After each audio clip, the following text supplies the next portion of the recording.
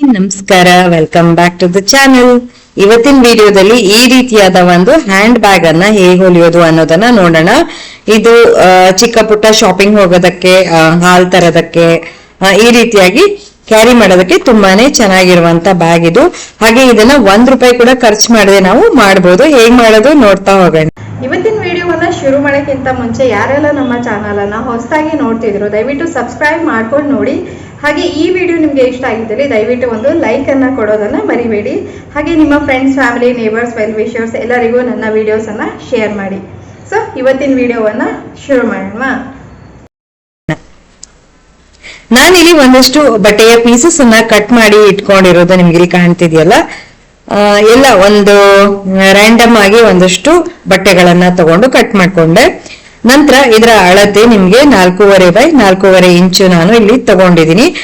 ನಿಮ್ಗೆ ಸ್ವಲ್ಪ ದೊಡ್ಡದು, ಚಿಕ್ಕದು ಹೀಗೆ ಬೇಕಾದ್ರೆ ನೀವು ಅಲ್ಲಿ ಸೈಜ್ ವೇರಿಯೇಷನ್ ಮಾಡ್ಕೊಳ್ಬಹುದು. ಈಗ ಏನ್ ಮಾಡ್ಬೇಕಂದ್ರೆ ಇದರಲ್ಲಿ ನಾವು ಕಾಂಟ್ರಾಸ್ಟ್ ಆಗಿ ಸೆಟ್ಟಿಂಗ್ ಮಾಡ್ಕೊಳ್ತಾ ಒಂದ್ರ ಪಕ್ಕ ಒಂದು ಈ ರೀತಿಯಾಗಿ ಇಟ್ಕೊಂಡು ಸ್ಟಿಚ್ ಮಾಡ್ತಾ ಹೋಗ್ಬೇಕು. ನಾನಿಲ್ಲಿ ಮೂರ್ ಪೀಸ್ ಅನ್ನ ಜೋಡಿಸ್ಬಿಟ್ಟು ಒಂದು ಲೈನ್ ರೀತಿಯಾಗಿ ಸ್ಟಿಚ್ ಮಾಡ್ಕೊಳ್ತೀನಿ. ಈ ರೀತಿಯಾಗಿ ಮೂರ್ ರಿದ್ದು ಲೈನ್ಸ್ ನಮ್ಗೊಂದು ಆಲ್ಮೋಸ್ಟ್ ಒಂದು 6 ಪೀಸಸ್ ಬೇಕಾಗತ್ತೆ. ಸೊ ಹೀಗೆ ಒಂದ್ರ ಪಕ್ಕ ಒಂದು ಇದನ್ನ ಜಸ್ಟ್ ಒಂದು ಸ್ಟ್ರೈಟ್ ಸ್ಟಿಚ್ ಅನ್ನ ಹಾಕಿ ಹೊಲ್ದ್ರೆ ಆಯ್ತು. ನೀವು ಬಿಗಿನರ್ಸ್ ಆದ್ರೂ ಕೂಡ ಆರಾಮಾಗಿ ಇದನ್ನ ಮಾಡ್ಕೊಳ್ಬಹುದು. ನೋಡಿ, ಈ ರೀತಿಯಾಗಿ ನಾನು 3 ಡಿಫ್ರೆಂಟ್ ಪ್ರಿಂಟ್ ಇರುವಂತ ಬಟ್ಟೆಗಳನ್ನ ಜೋಡಿಸ್ಬಿಟ್ಟು ಸ್ಟ್ರಿಪ್ ಅನ್ನ ರೆಡಿ ಮಾಡ್ಕೊಂಡೆ. ಸೊ ಈ ರೀತಿಯಾಗಿ 3 ಪಟ್ಟಿಗಳೇನ್ ಬಂದಿದೆ, ಇದೇ ರೀತಿ ಇದರದ್ದೇ ಜೆರಾಕ್ಸ್ ಆಗಿ ಇನ್ನೊಂದು ಸೈಡ್ಗೂ ಬೇಕಲ್ವಾ, ಹಾಗಾಗಿ ಅಲ್ಲಿ ಕೂಡ ನಾನು ಇದೇ ರೀತಿಯಾಗಿ 3 ಸ್ಟ್ರಿಪ್ ಅನ್ನ ರೆಡಿ ಮಾಡ್ಕೊಳ್ತೀನಿ. ಅಲ್ಲಿಗೆ ಬ್ಯಾಕ್ ಮತ್ತೆ ಫ್ರಂಟ್ಗೆ ಎರಡಕ್ಕೂ ಆಗತ್ತೆ. ಇವಾಗ ಇದನ್ನ ಜೋಡಿಸ್ಬಿಟ್ಟು ಹೀಗೆ ಇದನ್ನ 1 ಪೀಸ್ ಆಗಿ ರೆಡಿ ಮಾಡ್ಕೊಂಡೆ. ಈಗ ಇದು ಬ್ಯಾಕ್ ಪಾರ್ಟ್ಗೂ ಕೂಡ ಇದೇ ರೀತಿಯಾಗಿ ಸೇಮ್ ಆಗಿ ನಾನು ಸ್ಟಿಚ್ ಮಾಡ್ಕೊಂಡಿದ್ದಾಯ್ತು.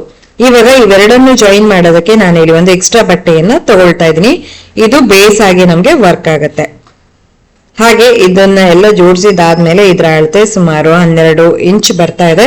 ಸೊ ನಾನಿಲ್ಲಿ ಬೇಸ್ಗೆ ತಗೊಂಡಿರೋ ಬಟ್ಟೆ ಕೂಡ 12 ಇಂಚ್ ಅಗಲ, 5 ಇಂಚು ಉದ್ದ ಇರೋಂಥದ್ದು.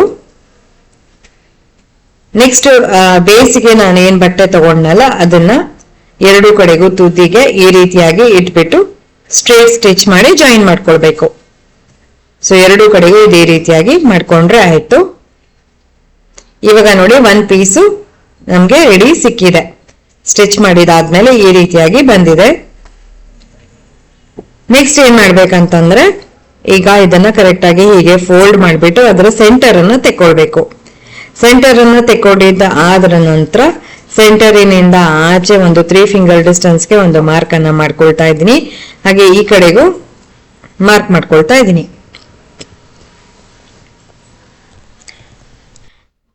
ಎರಡು ಕಡೆಗೂ ಈಗ ಮಾರ್ಕ್ ಮಾಡ್ಕೊಂಡಿದ್ದಾದ ನಂತರ ನಾನಿಲ್ಲಿ ರೆಡಿಮೇಡ್ ಬೆಲ್ಟ್ ಅನ್ನ ಬಳಸ್ತಾ ಇದ್ದೀನಿ. ಈ ಬೆಲ್ಟ್ಸ್ ನಿಮ್ಗೆ ಆರಾಮಾಗಿ ಮಾರ್ಕೆಟ್ ಗಳಲ್ಲಿ ಅವೈಲೇಬಲ್ ಇದೆ. ನಿಮ್ಮ ಹತ್ರ ಈ ರೀತಿಯಾದ ಬೆಲ್ಟ್ ಗಳು ಇರ್ಲಿಲ್ಲ ಅಂತಂದ್ರೆ ನಾರ್ಮಲ್ ಬಟ್ಟೆಯಲ್ಲೇ ನೀವು ಮಾಡ್ಕೊಳ್ಬಹುದು. ಹಾಗೆ ಇದರ ಲೆಂತ್ ನಾನು ಒಂದು 14 ಇಂಚ್ ಆಗುವಷ್ಟು ತಗೊಂಡಿದ್ದೀನಿ. ಈಗ ಎರಡನ್ನು ನಾನು ಮಾರ್ಕ್ ಮಾಡ್ಕೊಂಡಿದ್ವಲ್ಲ ಅಲ್ಲಿಗೆ ಈ ರೀತಿಯಾಗಿ ಇಟ್ಬಿಟ್ಟು ಸ್ಟಿಚ್ ಮಾಡ್ಕೊಂಡಿದ್ದಾಯ್ತು. ಈಗ ಮೇಲಿನಿಂದ ಒಂದು ಲೈನಿಂಗಿಗೆ ಒಂದು ಬಟ್ಟೆಯನ್ನ ತಗೊಂಡಿದ್ದೀನಿ. ಈ ಟೋಟಲ್ ಲೆಂತ್ ಏನ್ ಬಂದಿದೆ ಸ್ಟಿಚ್ ಮಾಡಿದ ನಂತರ ಅದೇ ಅಳತೆಯಲ್ಲಿ ತಗೊಂಡಿದ್ದೀನಿ. ಅಗಲ ಮತ್ತೆ ಉದ್ದ ಅದೇ ರೀತಿಯಾಗಿ ಇದೆ. ಈಗ ನಾನು ಇದನ್ನ ಈ ರೀತಿಯಾಗಿ ಇಟ್ಕೊಂಡಿದ್ನಲ್ಲ ಹಾಗೆ ಇಲ್ಲಿ ಸ್ಟಿಚ್ ಅನ್ನು ಹಾಕೊಳ್ತಾ ಇದೀನಿ. ಎರಡು ಕಡೆಗೂ ಸ್ಟಿಚ್ ಅನ್ನು ಹಾಕೊಂಡಿದ್ದಾಯ್ತು. ಇವಾಗ ಇದನ್ನ ಉಲ್ಟಾ ಮಾಡ್ಕೊಳ್ಳೋಣ. ಉಲ್ಟಾ ಮಾಡ್ಕೊಂಡು ಬೆಲ್ಟ್ ಅನ್ನೆಲ್ಲ ನೀಟಾಗಿ ಎಳೆದ್ಬಿಟ್ಟು ಸರಿಯಾಗಿ ಮಾಡ್ಕೊಂಡಿದ್ದಾದ ನಂತರ ಇಲ್ಲಿ ಒಂದು ಪ್ರೆಸ್ ಸ್ಟಿಚ್ ಅನ್ನು ಹಾಕ್ಬೇಕಾಗತ್ತೆ.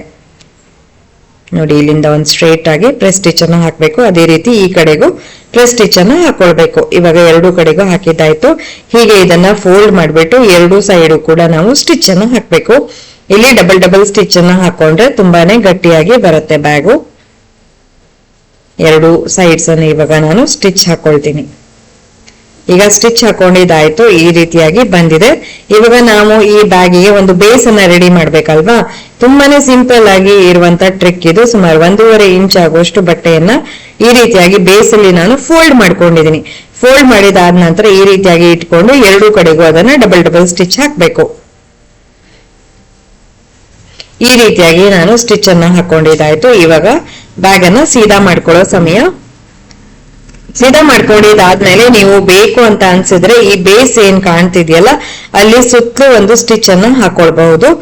ಮತ್ತೆ ಇಲ್ಲಿ ಬೇಸ್ ಕೂಡ ನೋಡಿ ನಿಮ್ಗೆ ಹೆಚ್ಚು ಕಡಿಮೆ 3 ಇಂಚ್ ಆಗುವಷ್ಟು ಬಂದಿದೆ. ಕಾಣಿಸ್ತಿದ್ಯಲ್ಲ ಇಲ್ಲಿ ಈ ಬ್ಲಾಕ್ ಕಲರ್ ಏನ್ ಬಟ್ಟೆ ಇದೆ ಅದು ಬೇಸ್ ಆಗಿ ವರ್ಕ್ ಆಗ್ತಾ ಇದೆ. ಸೊ ನಾನು ಇದನ್ನ ಹೀಗೆ ಬಿಡ್ತಾ ಇದೀನಿ. ನೋಡಿದ್ರಲ್ವಾ, ಬೇಡದೆ ಇರುವಂತ ಚಿಕ್ಕ ಚಿಕ್ಕ ಬಟ್ಟೆಗಳನ್ನು ಕೂಡ ಬಳಸ್ಬಿಟ್ಟು ಸುಂದರವಾದ ಹ್ಯಾಂಡ್ ಬ್ಯಾಗ್ಸ್ ಅನ್ನ ನಾವು ಸುಲಭವಾಗಿ ಹೇಗೆ ಹೊಲಿಬಹುದು ಅಂತ ಹೇಳಿ.